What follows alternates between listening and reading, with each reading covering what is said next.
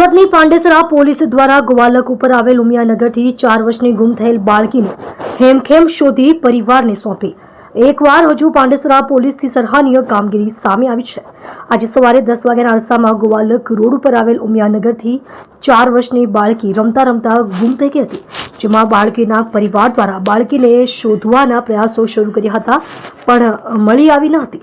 તેવામાં ગુમ થયેલ બાળકીનો પરિવાર પાંડેસરા પોલીસ સ્ટેશન આવી પહોંચી પાંડેસરા પોલીસ સ્ટેશનના પીઆઈ એચ.એમ. ગઢવી સાહેબને મળતા પીઆઈ સાહેબે ગ્રુપ મેસેજ પાસ કરતા ડીસીપી સાહેબના માર્ગદર્શનમાં બાળકીને હેમખેમ શોધવાના પ્રયાસો હાથ ધરી બાળકીને હેમખેમ શોધી તેના પરિવારને સોંપતા પરિવારવાળાઓની આંખમાં ખુશીના અશ્રુ આવી ગયા હતા। તમે જોઈ રહ્યા છો ગુજરાત સમ્રાટ news channel, chief editor Bhavesh પાટીલની સાથે। આજરોજ સવારે 10:30 વાગ્યાના આસપાસ 4 વર્ષની બાળકી ઉમિયાનગર ગોવાલક રોડ પર આવેલું છે, ત્યાં એના ફાધર સાથે રમતા રમતા ગુમ થયેલી।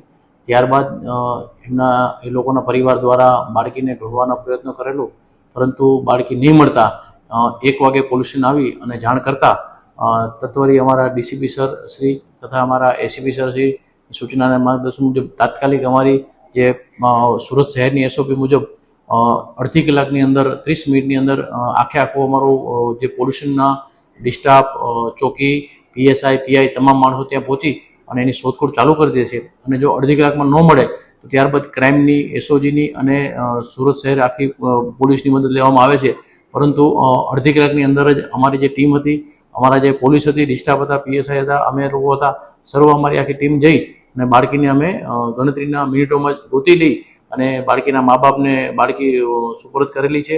અને આ જ રીતના આ એસઓપી મુજબના અમે આશરે લાસ્ટ યર 130 બાળકો આ જ રીતે અમે પાંડેસરા પોલીસે ગોતી અને એના વાલી વારસને સોંપેલા છે।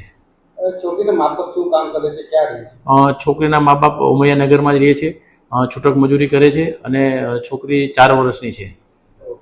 બીજા વાલીઓને શું સંદેશો આપવાનો?